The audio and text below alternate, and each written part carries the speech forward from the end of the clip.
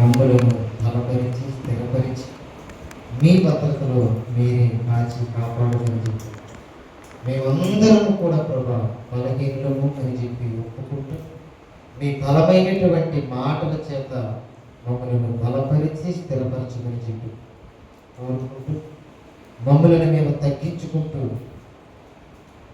మీ ఉన్నతమైన నామాన్ని గొప్పగా మహిమపరచగలిగే భాగ్యంగా ఉన్నది. మీ ఆత్మ చేత మీ ఆత్మ ఆలోచనల చేత మీరే మమ్మల్ని ముందుకు నడిపించమని చెప్పుకోవాలి. క్రీస్తు నామములో ఈ ప్రార్థన వినయంతో మీకు సమర్పిస్తున్నాము తండ్రి. దేవాది దేవుని మహాకృపను బట్టి ఆయన సన్నిధిలో ఈ 2వ నెలలో 2025 సంవత్సరంలో 2వ నెలలో 2వ వారంలో మనము మన కుటుంబాలుగా ఆయన సన్నిధిలో గడపడానికి దేవుడిచ్చినటువంటి ఈ శ్రేష్టమైనటువంటి అవకాశాన్ని మనమందరం కూడా సద్వినియోగం చేసుకోవడానికి దేవాతి దేవుడిచ్చిన అవకాశాన్ని బట్టి దేవుడిని హృదయపూర్వకంగా స్తుతిస్తూ ఆయన సన్నిధికి వచ్చినటువంటి మీ అందరికీ కూడా క్రీస్తు నామంలో హృదయపూర్వకంగా అందరం తెలియపరుచుకుంటున్నాను. ఈరోజు ఒక చిన్న మాటని మనం జ్ఞాపకం తెచ్చుకుని మన జీవితాలని నిజంగా కూడా దేవుడు ఎంత కాలం నుంచి ఎన్ని సంవత్సరాల నుంచి కాపాడుకుంటూ బలపరుచుకుంటూ వస్తున్నాడో అన్నటువంటి వాస్తవాలని మొట్టమొదటగా వాక్యం మనకే అని చెప్పి వాక్యం మనతోనే మాట్లాడుతున్నాడు అని చెప్పి మనం ఆలోచన చేస్తే దేవుడు మన పక్షమున ఉండి ఆయన ఎన్ని అవసరాలను తీర్చుతూ ఆయన ఎంతగా మనల్ని బలపరుస్తూ ఎంతగా మనల్ని ప్రోత్సహిస్తూ ఉన్నాడో నిజంగా కూడా నీ ఉన్నావు అన్నటువంటి ఆ ఆలోచన వాక్య భాగాలను బట్టి నాకు అర్థమవుతూ ఉంటుంది. ఎందుకంటే ఈరోజు లోకంలో ఎలాంటి వాళ్ళు ఉన్నారు అని చెప్పానంటే బలవంతులుగాను లోకంలో ఎలాంటి వారు ఉన్నారు అని చెప్పానంటే బలహీనులు. అంటే ఎక్కడ చూసినా కానీ 2 రకాలుగా మానవుని యొక్క జీవితాల్లో ఇలాంటి సంఘర్షణలు జరుగుతూ ఉంటాయి. అంటే మనిషిని చూస్తూ ఉంటున్నప్పుడు ఇదిగో మనిషిని యొక్క జీవితం స్త్రీ పురుషుడు అని చెప్పి కష్టము సుఖము అని చెప్పని చెప్పి బాధ సంతోషము అని చెప్పని చెప్పి అలాగే లోకంలో బలవంతులు అని చెప్పి బలహీనులు అని చెప్పి కూడా కనబడుతూ ఉంటున్నారు. శ్రద్ధతో మనం అయితే దేవుడికో ఆయన ఎవరిని ఆయన అధికంగా ఇష్టపడతాడు అని చెప్పానంటే ఆయనకి పక్షపాతం లేదు, భేదం లేదు, అందరినీ ఇష్టపడతాడు. కానీ ఆయనే ఇదిగో బలహీనులైనటువంటి వారిని సమాజం ఏం చేస్తూ ఉంటుంది అని చెప్పాడంటే చిన్న చూపు చూసేటటువంటి తత్వం.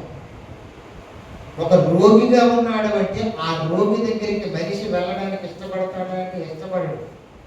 ఎందుకు అని చెప్పారంటే భయం. అయితే దేవుడు మాత్రం ఇదిగో నేనున్నాను అనేటువంటి ఆ ధైర్యాన్ని ఇచ్చేటటువంటి దేవుడు.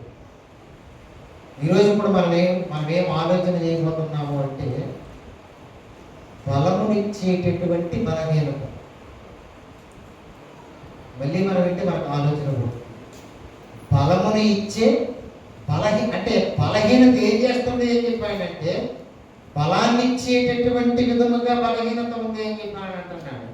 దేవుడు ఒక మాట బైబిల్లో రాయించాడు అని చెప్పారంటే దాన్ని ఖచ్చితంగా మనం ఆలోచన చేయాలి.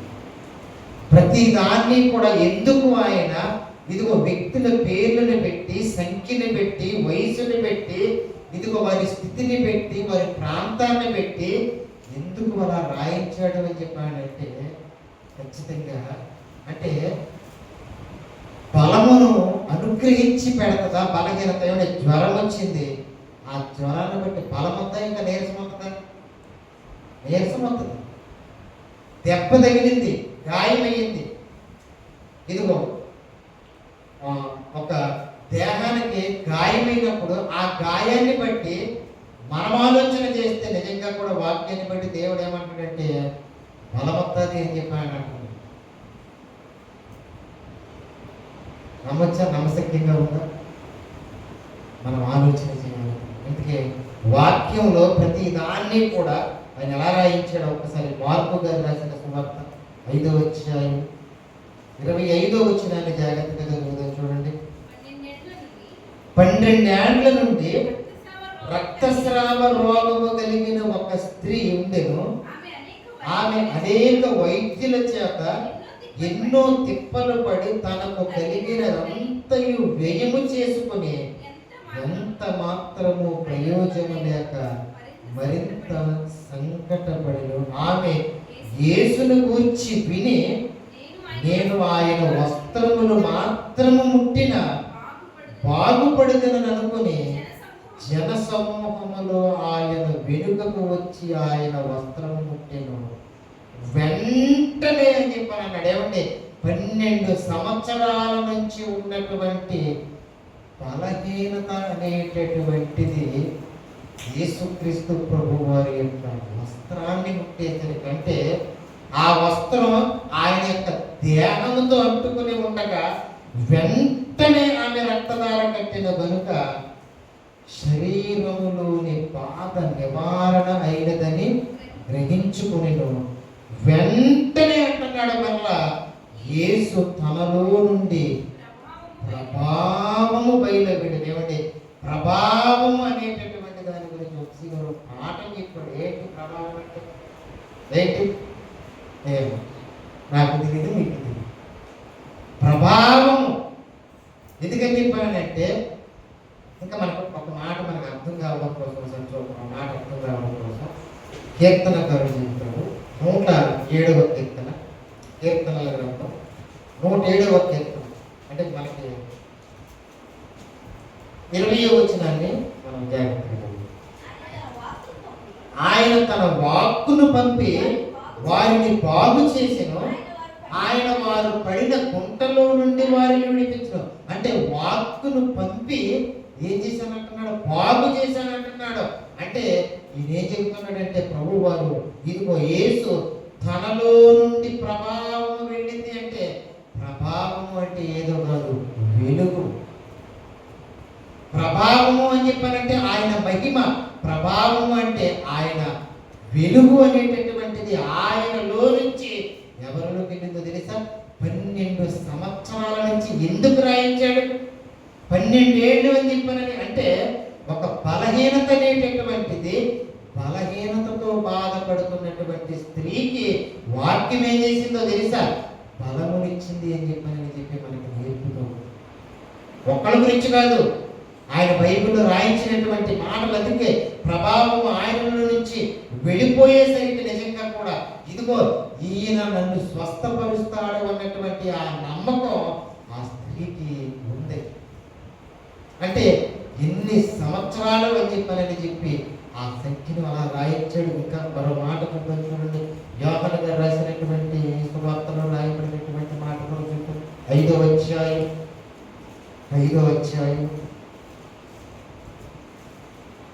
3వ వచనం నుంచి చదువు. ఆయా సమయములలో దేవదూత కోనేటిలో దిగి నీళ్లు కదిలించుట కలదు. నీరు కదిలింపబడిన పిమ్మట మొదట ఎవడు దిగునో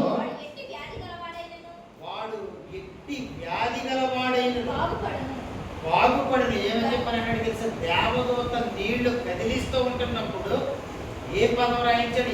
ఎట్టి వ్యాధి అయినను, ఎట్టి వ్యాధి గలవాడైనను బాగుపడనని కనుక ఎట్టి వ్యాధి గలవాడైనా బాగుపడతాడు. తన వాక్కు, తన మాట మనిషిని ఏం చేస్తుందంటే బలహీనంగా ఉన్నటువంటి వారిని బలపరుస్తుంది అని చెప్పని అంటున్నాడు.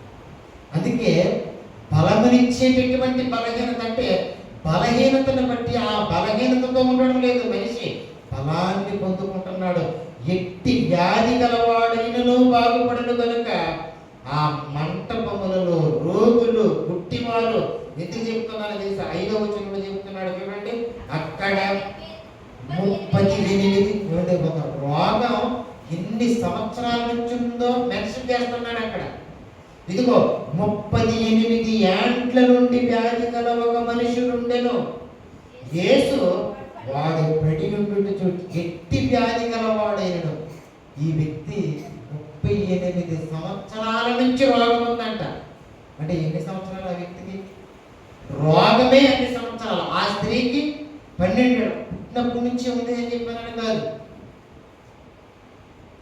వారికి ఉన్నటువంటి ఆ రోగపు స్థితిని చెబుతున్నాడు. ఆ రోగపు స్థితిని చెబుతున్నాడు. 38 ఏండ్ల వ్యాధి కలిగినటువంటి ఒక మనుషుడు. బైబిల్ చదువుతూ ఉన్నప్పుడు, సువార్తలను చదువుతూ ఉంటున్నప్పుడు ఒక వ్యాధిని చెబుతాడు. ఆ వ్యాధి ఎంతకాలం ఉందో చెబుతూ ఉంటున్నాడు. పేతురు, యోహాను ఇదిగో శృంగారం అనేటటువంటి దేవాలయం దగ్గర పుట్టి గుడ్డివాడైనటువంటి వాడు ఉన్నాడు. వయసు చెప్పాడు. బాగుపడిన తర్వాత వయసు ఎంత అన్నాడు? 40 ఏళ్ళు అని చెప్పాడు.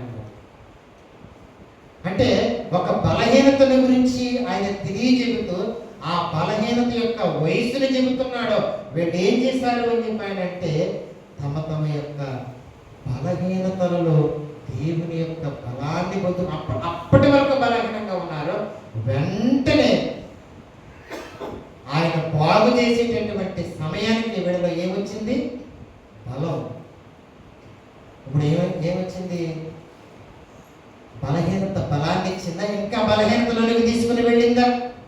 అంటే దేవుడు ఇదిగో ఆయన వాక్యం, అందుకే ఊరికినే రాయించలేదు ఈ మాటలన్నీ కూడా. ఇదిగో దేవుడు తన వాక్కుని మనకి వినిపించి ఇదిగో మన యొక్క దేహాన్ని ఎలా కాపాడుకుంటున్నాడో మనం అర్థం చేసుకోవాలి. మనం ఆ వాక్యాన్ని బట్టి బలాన్ని పొందుకునేటటువంటి వారుగా మనం ఉండాలి. ఈరోజు కూడా చూడండి, సమాజంలో ఇదిగో కొంతమందిని చూస్తూ ఉంటున్నప్పుడు ఒక్కొక్క రోగం ఎన్ని సంవత్సరాల నుంచి ఉంటుంది మనిషిలో. ఎందుకు గ్రహించాడు తెలుసా? మనకే రోగాలు వస్తాయి, మనకే జబ్బులు వస్తాయి, మనకే కష్టాలు వస్తాయి. ఇవన్నీ కూడా ఎన్ని సంవత్సరాల నుంచి ఉన్నప్పటికీ కూడా దేవుని యొక్క వాక్యం ఉన్నదే. ఇదిగో ధైర్యంగా ఉండాలి అన్నటువంటి మనస్సునే వాక్యాన్ని చదువుతూ ఉంటున్నప్పుడు ఈ వాక్యం మనల్ని బాగు చేస్తుంది. ఈ వాక్యం మనల్ని ధైర్యపరుస్తూ ఉంటుంది. అంటే వచ్చినటువంటి బలహీనతను బట్టి కృంగిపోయేటటువంటి పరిస్థితి కాదు చెబుతున్నాడు ఇక్కడ. ఇదిగో రోగం వచ్చినటువంటి ఒక స్త్రీ 12 సంవత్సరాలని చెప్పి రాయించాడు. 38 సంవత్సరాలు అన్నాడు. మనకు వచ్చి అసలు 2 సంవత్సరాలు బతుకుతామా? 38 ఏళ్ళు. అంటే మనకు వచ్చేటటువంటి బలహీనతను బట్టి మనం కృంగిపోకూడదు అంటున్నాడు. మనకు వచ్చేటటువంటి రోగాన్ని బట్టి ఇదిగో లొంగిపోకూడదు అని చెప్పి ఆయన అంటున్నాడు. నేను ప్రయాణం వెళ్తున్నప్పుడు దీపిక దగ్గేస్తున్నాను. ఎందుకంటే సుమారుగా 30 ఏళ్ళ నుంచి తుంగుతున్నాను. 9 రోజులు ఉండదు, తుంగుకుంటూ బండి స్టార్ట్ చేస్తున్నాడు. ఏంటని చెప్పాను మనసు. తుంగుకుంటూనే స్టార్ట్ చేస్తాను, తుంగుకుంటానే 30 ఏళ్ళ నుంచి తుంగుతున్నాను. కానీ దేవుడు తన మాటలను వినిపించి ధైర్యాన్ని ఇచ్చాడు, ధైర్యపరుస్తాడు. ఆయన ఇది ఏ బలహీనత అయినా కానీ ఏదైనప్పటికీ కూడా తన వాక్యాన్ని మనకి జ్ఞాపకం తీసుకున్నప్పుడు ఎలా ఉంటుందో తెలుసా? నీ బాధల్లో నా వాక్యం నెమ్మదిస్తుంది అని చెప్పాను అంటున్నప్పుడు వీటన్నిటిని ఎందుకు గ్రహించాడు? ఇదిగో ఇన్ని ఏళ్ళు అని చెప్పి చాలా వాటిని ప్రతి దాన్ని కూడా మనం అలా చదువుతూ ఉంటున్నప్పుడు దేవుడు ఎన్నో వాటిని మనం ఆలోచించేటటువంటి పరిస్థితిని, విధానాన్ని మనకు నేర్పుతూ ఉంటాడు. ఇంకా చూడండి, ఒక మాట చూద్దాం. లూకా గారు రాసినటువంటి సువార్త ప్రతి చోట కూడా 13వ అధ్యాయం 10వ వచనాన్ని జాగ్రత్తగా చదువుతాం. విశ్రాంతి దినమున ఆయన ఒక సమాజ మందిరములలో బోధించుచున్నప్పుడు సంఖ్య ఎందుకు చెబుతున్నాడు? రోగం ఎందుకు చెబుతున్నాడు అంటే, ఒక మనిషికి రోగం వచ్చినా కానీ ఇంతకాలం బ్రతికాడు అని చెప్పి అనిపిస్తున్నప్పుడు ఈరోజు రోగాన్ని తట్టుకోలేక ఆత్మహత్య చేసుకునే వాళ్ళు ఉన్నారు, రోగాన్ని భరించలేక చచ్చిపోతాననేటటువంటి వాళ్ళు ఉన్నారు. అందుకే దేవుడు బైబిల్ మాటలు వింటే, బైబిల్ని చదివితే దేవుడు ఏం చేస్తాడో తెలుసా? బతికించుకుంటాడు. బ్రతకాలి అన్న ఆశ పుడుతూ ఉంటుంది. అందుకే 11వ వచనంలో ఏమంటున్నాడంటే, ఒకవేళ నిజంగా నడుము వంగిపోయినటువంటి స్త్రీ అని రాయించొచ్చుగా. 18 ఏళ్ళు అని చెప్పాను ఎందుకు అంటున్నాడు? ఎంత బాధ! ఇదిగో 18 ఏండ్ల నుండి బలహీనపరుచు దెయ్యము, ఇదిగో బలహీనపరుచు దెయ్యము పట్టిన ఒక స్త్రీ అచ్చట ఉండెను. ఆమె నడుము వంగిపోయి ఎంత మాత్రం బలహీనపరుచు దెయ్యము. అందుకే బలహీనపరుస్తున్నాడు దుష్టుడు. దేవుడు ఏం చేస్తున్నాడు? అలా చేస్తున్నాడు, బలమనిస్తున్నాడు. దేవుడు ఇదిగో బలమనిస్తున్నాడు. ఆయన చెయ్యి వేసేసరికి ఆమె స్వస్థత. అంటే ఆయనలో నుంచి ప్రభావం ఈరోజు నిజంగా కూడా మన యొక్క దేహాలను కానీ మన యొక్క ఆరోగ్య స్థితులను చూసి మనము భయపడి బెదిరిపోవలసినటువంటి అవసరత లేదు. ఆయన తన మాటలను చెబుతున్నాడు. అందుకే ఎప్పుడు కూడా దేవుడు ఏమని చెప్తూ ఉంటున్నాడు తెలుసా? చాలా భరోసా, ధైర్యాన్ని మనకి ఇస్తూ ఉంటుంటాడు, బలపరుస్తూ ఉంటుంటాడు. అందుకే మనము ఏ బలాన్ని కలిగి మనం ఉండాలంటే, మన దేహంలో రోగం ఉన్నప్పటికీ, మన దేహం టోటల్గా బలహీనమైపోయినప్పటికీ, ఒక్కసారి బైబిల్ మనం చదువుతున్నప్పుడు, ఆ మాటలు వింటున్నప్పుడు కూడా దేవుడు మనకి బలాన్నిస్తూ ఉంటుంటాడు, బలపరుస్తూ ఉంటుంటాడు. అందుకే ఇదిగో అబ్రహాము, శారా వారి యొక్క శరీరాలు ఎలా ఉన్నవి అని చెప్పినట్టు పూర్తిగా బలహీనమైపోయాయి. మృతతుల్యానికి దగ్గరగా ఉన్నవి.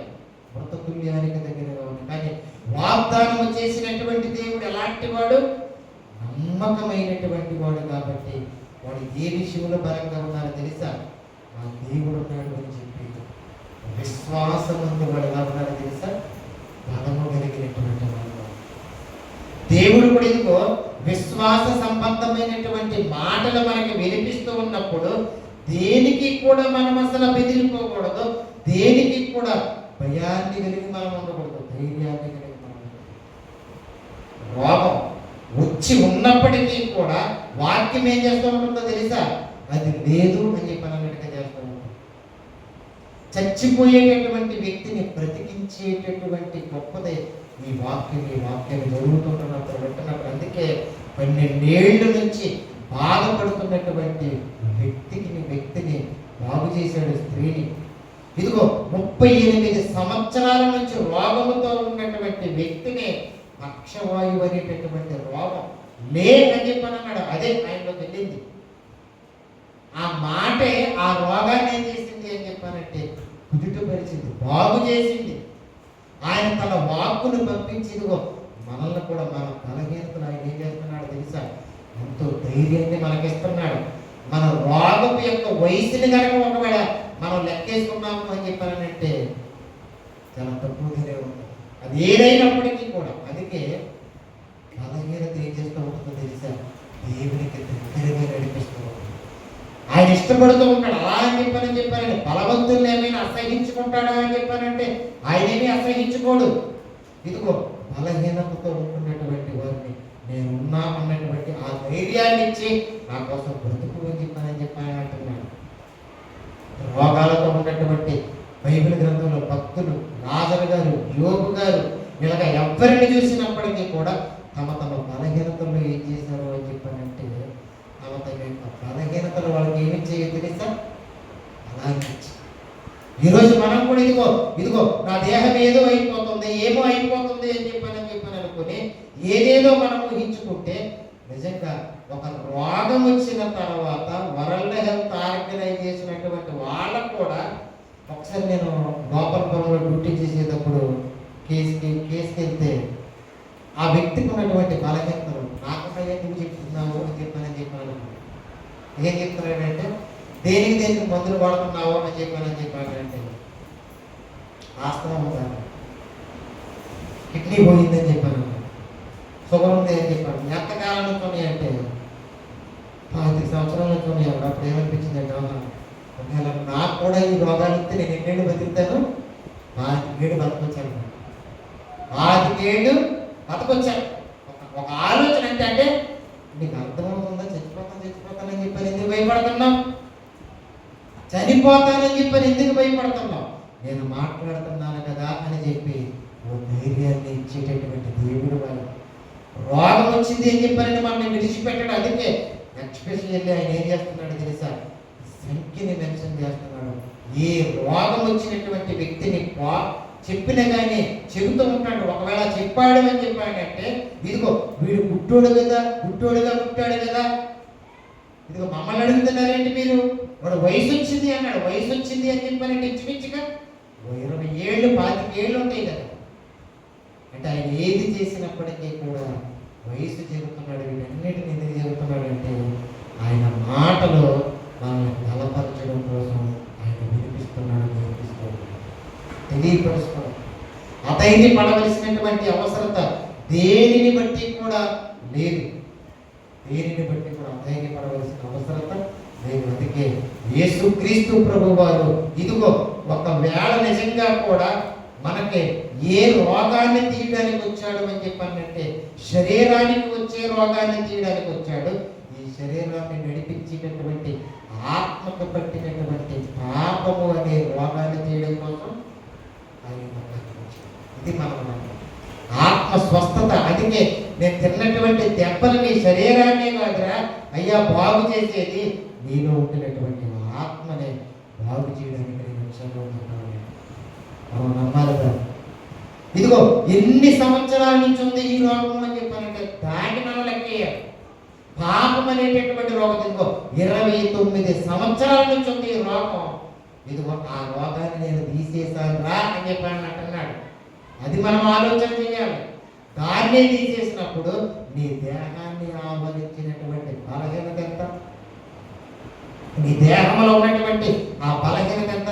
ఈరోజు నిజంగా దేవుడు ఏం చేస్తూ ఉంటుంటాడో తెలుసా? ఒకవేళ మన బలహీనతను చూసి అవహేళన చేసేవాళ్ళు ఆ బలహీనతను చూసి తగ్గించి మాట్లాడేటటువంటి సమాజం ఉంటుంది. ఈరోజు మీరు వాక్యం చదివారు యోవేలు గ్రంథంలో మాట ఉంటుంది చూడండి.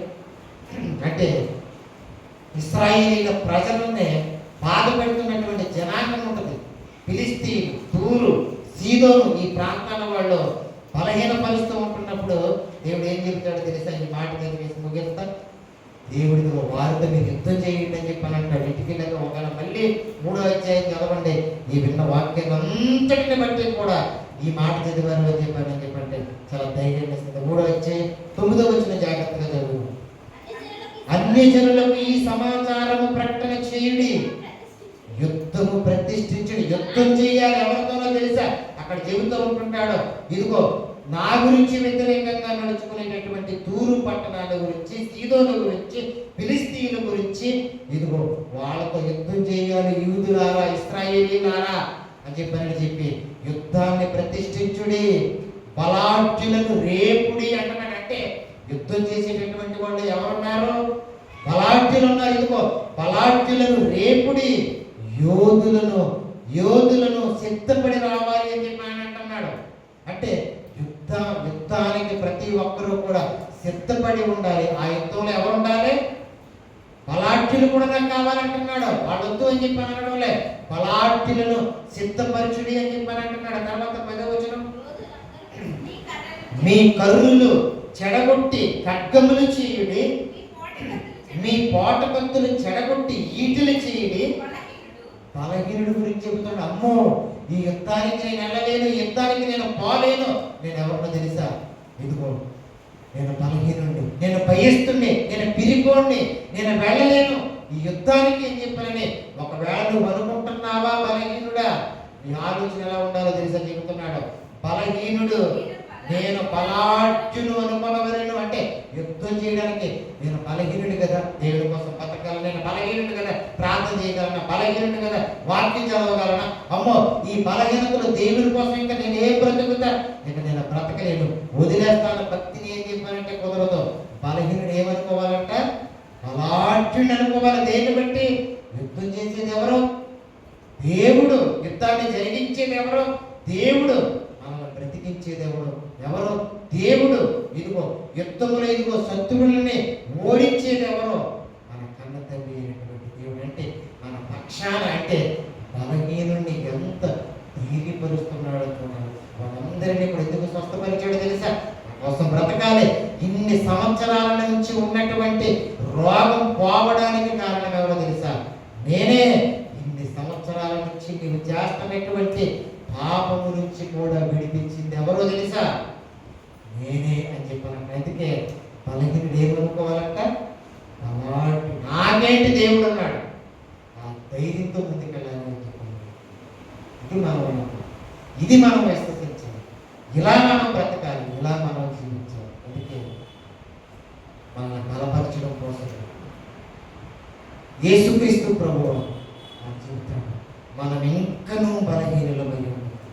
యేసుక్రీస్తు ప్రభువు వారు ఎంత కాలము ధైర్యమైపడి తెలుసా, చనిపోయిన వారు 5 వారు. ఇదిగో మనము బలహీనం అన్ని విషయాల్లో కూడా నీకోసమే నువ్వు పాపం అనేటటువంటి ఇదిగో పాపాన్ని బలంగా చేసుకుని నువ్వు బ్రతికేస్తూ ఇదిగో నేను కదా అని చెప్పి అనుకుంటూ బ్రతుకుతున్నావు. నువ్వెవరో తెలుసా, ఒక బలహీనుడు. కానీ నీ బలహీనతను బట్టి నా దగ్గరకు వచ్చావు అని చెప్పానంటే నేను ఎలా తీర్చిదిద్దుతానో తెలుసా, ఒక బలవంతునిగా తీర్చిదిద్దుతాను. ఇదిగో బలవంతుని చేతులు ఇదిగో బాణముగా నువ్వు ఉంటావు, నా చేతిలో బలవంతుడిగా నువ్వు ఉంటావు అని చెప్పి అంటున్నాడు. అందుకే దేనిని బట్టి కూడా మనం కృంగిపోకూడదు, దేనిని బట్టి కూడా ఇదిగో మనం బలహీనం అవ్వకూడదు. నేను ఎప్పుడైతే బలహీనున్నప్పుడే బలవంతుడిని అని చెప్పాలంటే ఈ మాటలన్నీ కూడా మనం ధైర్యపరిచి బలపరిచి. అందుకే ఇదిగో ఇన్ని సంవత్సరాల నుంచి నీకు దూరంగా ఉంటున్నప్పటికీ దేవా నన్ను బ్రతికించుకుంటున్నాను, నా ప్రమాదంలో తప్పించు, నా కష్టంలో తప్పించవు, నా బాధల్లో నన్ను బాగు చేసావు, నీ వాక్యాన్ని వినిపించిన నిజంగా కూడా ఉన్న దానిని లేదు అని చెప్పి అన్నట్టుగా చేసావు, నీకోసం బ్రతుకుతాను అని చెప్పాలనుకుంటే చాలా ధైర్యాన్ని ఇచ్చే మాటలు, చాలా బలాన్ని ఇచ్చే మాటలు, చాలా బలోపేతం చేసేటటువంటి మాటలు. ఇదిగో మన రోగ స్థితులను దేవుడు ఏం చేస్తున్నాడో తెలుసా, కుదుటపరుచుకున్నాడు. ఇదిగో ఆరోగ్యంతో ఉంచి నా కోసం బ్రతుకుతాము అని చెప్పి సంవత్సరాన్ని మనకిచ్చుకుంటూ వెళుతున్నటువంటి దేవునికి మనము రుణపడి ఆయన కోసం బ్రతికేటటువంటి వారుగా మనం అందరం కూడా ఉండాలి అని చెప్పి ఈ మాటలు నేర్పుతూ ఉండగా ఇదిగో మన ఆధ్యాత్మిక విశ్వాస యాత్రలో కనుక ఒకవేళ నేను ప్రార్థన చేసుకోలేకపోతున్నాను అని చెప్పానంటే అది కూడా ఒక బలహీనతే. దేవా నువ్వు ఉన్నావు, నీతో మాట్లాడతాను అని చెప్పి ఒక ఆలోచన కలిగి ఉంటే ఖచ్చితంగా ఆ విశ్వాసం, ఆ ఆలోచన నిన్ను నన్ను ఏం చేస్తుంది అని చెప్పాలంటే బలాన్ని ఇస్తుంది, ధైర్యాన్ని ఇస్తుంది. అందుకని చెప్పి ఎప్పుడైతే మనము నేను బలహీనమైపోతున్నానో శారీరకంగా ఆధ్యాత్మికంగా కూడా నేను అనిపించినప్పుడు మనకేమనిపించాలో తెలుసా, దేవా ఇదిగో నీవున్నావు, నేను బలహీనుడుగా అని ఒకవేళ నేను అనుకుంటే కనుక, విశ్వాసంలో నేను బలహీనమైపోతున్నాను అని చెప్పి ఒకవేళ నేను అనుకుంటే కనుక నువ్వు ఉన్నావు అని చెప్పి ఒక బలవంతుడిగా నేను ఉండడానికి ప్రయత్నం చేస్తాను అని చెప్పి వాక్యాన్ని బట్టి మనము జ్ఞాపకం తెచ్చుకోవాలి, హెచ్చరించుకోవాలి. ప్రతి మాట ఆయన నేర్పించేది వాళ్ళు ఎంతో ఆలోచింపజేసేదిగా, ఎంతో ధైర్యపరిచేటటువంటి విధంగా ఉంటుంది. కనుక ఇలాంటి దేవుని మాటలను ఆయన సన్నిధిలో ఒక్కొక్కరి ద్వారాగా దేవుడు ఎలా మాట్లాడతాడో, ఎలా బలపరుస్తాడో, ఎలా ధైర్యపరుస్తాడో, ఎలా నా కోసం బ్రతకాలి అని చెప్పి నేర్పుతాడో, వీటన్నింటినీ కూడా మనం మనస్కరించుకుని ఆయన చిత్తానికి, ఆయన మాటలకు లోబెట్టేటటువంటి విధముగా మనము మన జీవితాలు ఉండాలి అని చెప్పి ప్రభు పేరిట తెలియపరుస్తూ, యేసుక్రీస్తు ప్రభు వారు మనల్ని బలవంతులుగా తీర్చిదిద్దడం కోసం ఆయన సిలువలో, దేహములో, ఆకారములో ఆయన బలహీనుడిగా కనపడ్డాడు. ఆధ్యాత్మికంగా ఇదిగో ఆయన మరణించి ఇదిగో ఆధ్యాత్మికంగా ఆత్మగా తిరిగి బలవంతుడిగా తిరిగి లేచి పరలోకానికి ఆరోహణుడయ్యాడు. మనం కూడా అట్టి విశ్వాస బలమును కలిగి మనం మరణించాము అంటే మనల్ని కూడా బలవంతుడిగా ఆయన తీర్చిదిద్ది ఆయన ఉంటున్నటువంటి సింహాసనం చెంతకి తీసుకుని వెళతాడు. కాబట్టి మంచి ఆలోచనలతో మనము మన హృదయాలను ఉంచుకొని మరి దేవుని యొక్క వాక్యములో ఎదగాలి అని చెప్పి ప్రభు గారికి తెలియపరుస్తూ కొద్ది మాటలు పొందిస్తూ ఉన్నాను. ఒక పల్లవి పాడు దేవుని యొక్క వాక్యానికి ప్రభు మన యొక్క పరిచర్యలు మనం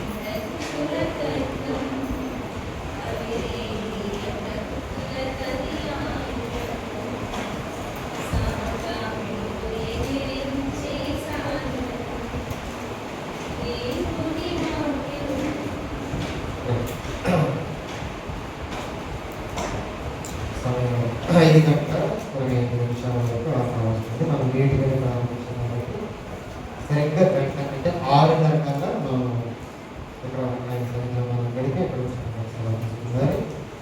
దేవుడు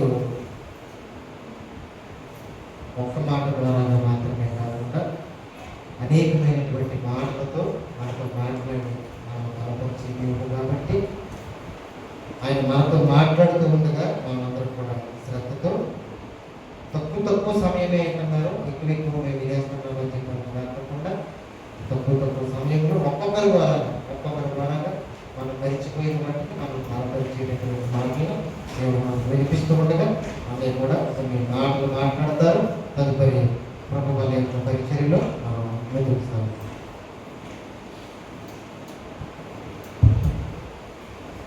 దేవునికి మహిమ కలుగుగాక.